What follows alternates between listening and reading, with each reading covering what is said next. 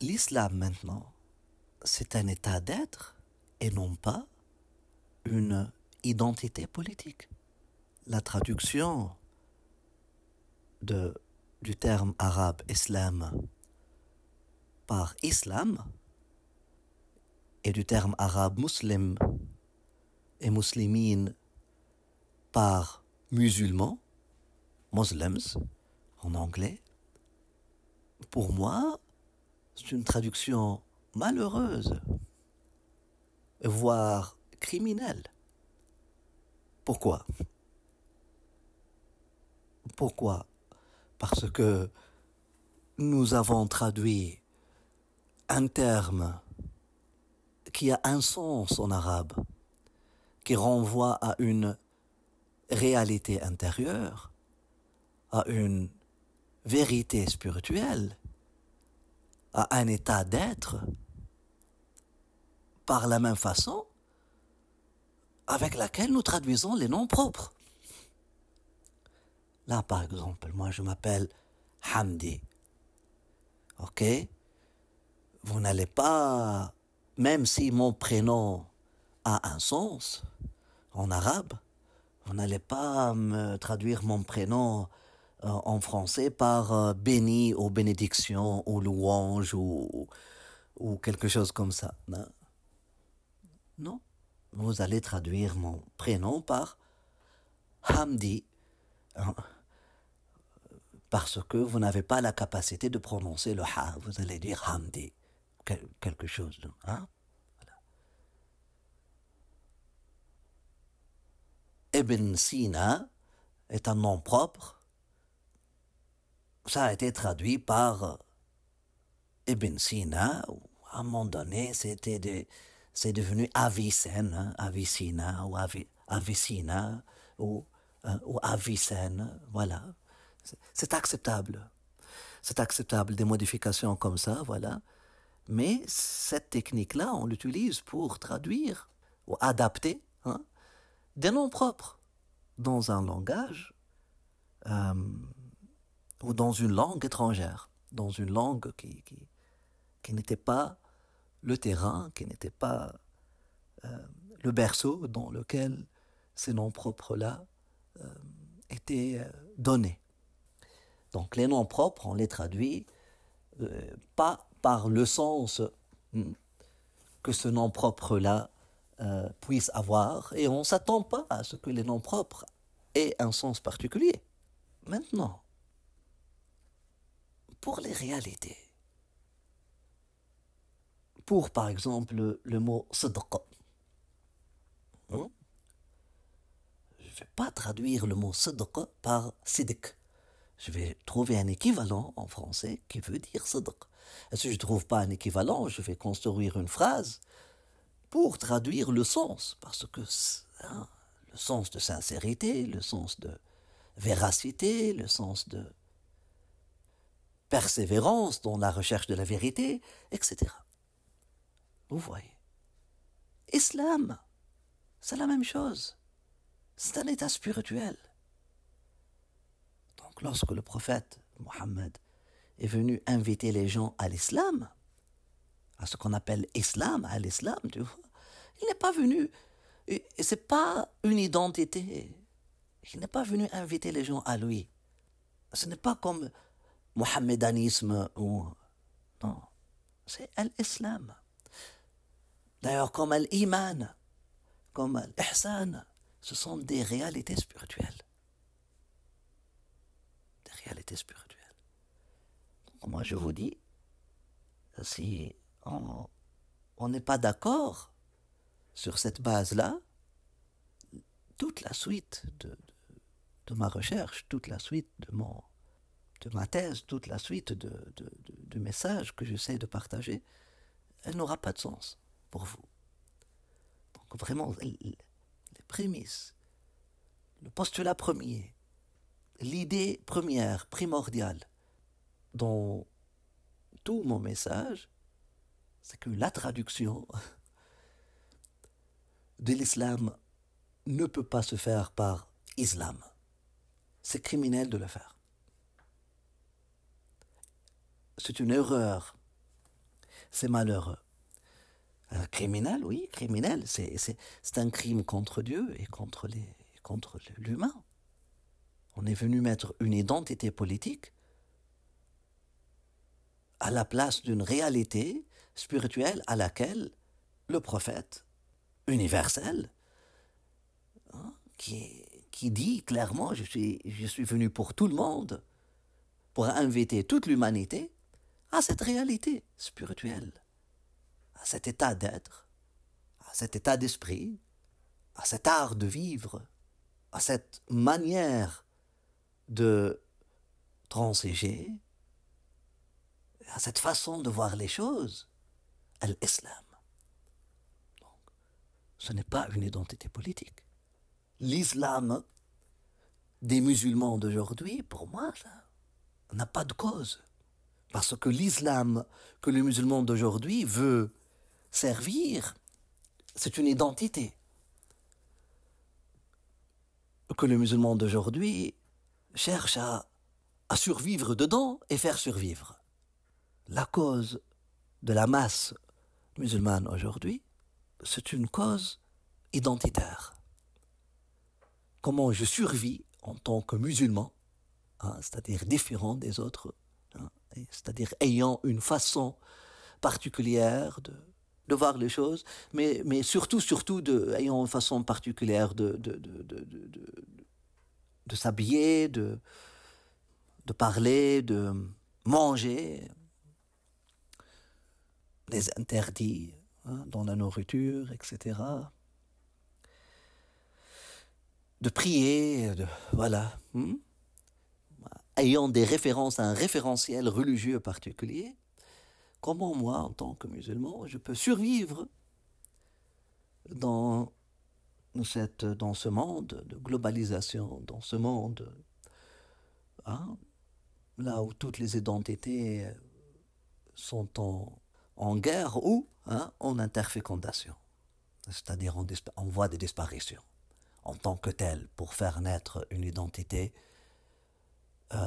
universelle de l'homme moderne, ou l'homme post-moderne, post-religieux, post-identitaire, l'homme, hein, de l'ère de la globalisation, là où les frontières se sont effondrées, là où le jeune chinois a les mêmes problèmes que le jeune iranien, exactement le même problème, et a accès aux mêmes outils, et parle la même langue, lorsque ça vient à la technologie, etc., ça va parler anglais, comme le chinois, comme l'iranien. Les sites de rencontres, hein, sont dans chaque pays. Si tu as une application de rencontre, par exemple, hétérosexuel ou homosexuel, ou n'importe, tu vas là où tu veux, dans n'importe quel pays, et tu vas trouver des personnes qui sont connectées à cette application-là. Nous avons les mêmes problèmes. Et nous avons accès aux mêmes produits. Et je dirais, nous pensons de la même façon. Mais revenons à la question de la cause. Donc la cause des musulmans aujourd'hui, c'est faire survivre Qu'est-ce qu'il peut, hein, faire survivre de ces différences par rapport aux autres, pour tenir en tant qu'identité séparée des autres, pour tenir en tant que je suis différent. Il y a un verset dans le Coran qui dit « Kuntum khayra ummatin ukhrijat lin-nas » On vous a fait ressurgir, on vous a fait apparaître ou manifester pour l'humanité comme modèle, mais avec un jeu de mots. Si je dis « Kuntum khayra ummatin ukhrijat lin-nas » c'est-à-dire vous êtes tout simplement une autre nation que nous avons manifestée parmi les gens. Une autre identité, une identité parmi les autres. Donc la réalité sociale et politique des musulmans aujourd'hui, elle veut dire tout simplement ça. Elle a modifié le verset dans le Coran. Voilà. la cause première des musulmans sur Terre, c'est aujourd'hui la masse, je dis la masse, c'est comment être ghayr, comment rester différent des autres et comment faire survivre cette différence, comment ne pas être assimilé. Je ne suis pas en train de dire que cette cause-là n'a pas de fondement ou si elle est là, c'est-à-dire s'il y a des gens qui sont attachés à l'identité, qui veulent défendre leur identité, c'est leur droit. Et rien ne manifeste par erreur, il n'y a pas d'erreur. Il y a des actions, il y a des réactions. Et si les musulmans aujourd'hui sont trop attachés à la cause identitaire, je peux trouver des causes pour ça, des causes, des explications pour ça, des justifications pour ça. On peut venir que oui, ce n'est pas sain, ce n'est pas un signe de santé de s'assimiler, de se dissoudre complètement, garder des différences, ça peut être quelque chose de sain, ça peut être quelque chose de très fertile d'ailleurs, de très fécond. Al-ikhtilaf wa rahma, la différence est une rahma, est un signe d'amour, est un signe c'est une invitation à l'amour, comme dit un enseignement prophétique.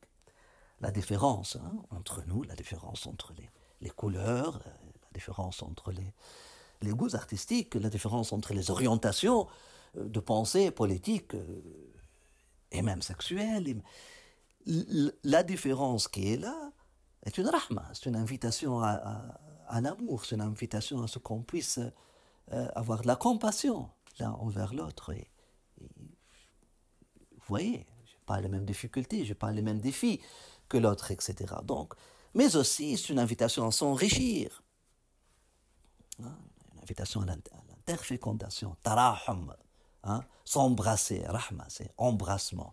On s'embrasse, comme deux couleurs qui s'embrassent, et ça fait naître une autre couleur, ou elles peuvent juste s'embrasser, et puis chaque couleur reste la même, mais ensemble, ça fait un très beau tableau d'art. Mais cette cause-là n'est pas une cause spirituelle. Elle reste une cause sociale. Elle aura sa place dans la sociologie. Elle aura sa place dans l'ingénierie sociale. Mais elle n'aura pas sa place dans la spiritualité. Non, non, non. Et elle ne doit pas être défendue aux dépens de la cause première, la cause spirituelle, qui doit rester toujours la cause primordiale et prioritaire. La cause spirituelle, c'est quoi? C'est la vie du message prophétique authentique. Et non pas la survie de l'identité islamique. Vous voyez la différence? La vie du message prophétique authentique. La vie du message prophétique authentique, c'est l'islam. Avant la naissance de l'identité islamique. La naissance de l'identité islamique est un accident social. On peut aller, on peut voir, les sociologues peuvent te dire que c'était une nécessité. C'était inévitable. Inévitable. À chaque fois qu'il y a des personnes qui viennent prêcher, qui s'alignent autour d'une pensée ou un principe, tôt ou tard, les adeptes de cette théorie-là, de ce principe-là, vont former un groupe, et ce groupe va former une culture, et cette culture va former une identité. Ça a été le cas. Donc pour moi, le phénomène identitaire islamique, c'est un accident. C'est un effet secondaire. Donc l'islam identitaire tel qu'on connaît aujourd'hui, moi, je le vois comme un effet secondaire. Mais ce n'était pas l'effet primaire désiré. Ce n'était pas le produit primaire désiré. Ce n'est pas pour ça que les prophètes sont venus. Ce n'est pas pour ça que le prophète Mohammed est venu. Ce n'est pas pour cet islam-là qu'on voit aujourd'hui. Non, il est venu pour inviter l'humanité à une vérité spirituelle. D'ailleurs, la même réalité, vérité spirituelle, à laquelle les prophètes avant lui sont venus inviter l'humanité, ou leur peuple, un peuple bien déterminé parfois. Même les prophètes qui sont venus pour un peuple bien déterminé, ils sont venus inviter ce peuple bien déterminé à cette réalité universelle, et non pas à une identité particulière. Vous voyez, c'est pour ça, c'est très très très important de libérer l'islam de l'islam. Pour moi, c'est ça la cause. De vivre, de ramener en vie, de garder la vie, de nourrir la vie du message prophétique authentique. L'islam. Haqiqat l'islam, la réalité.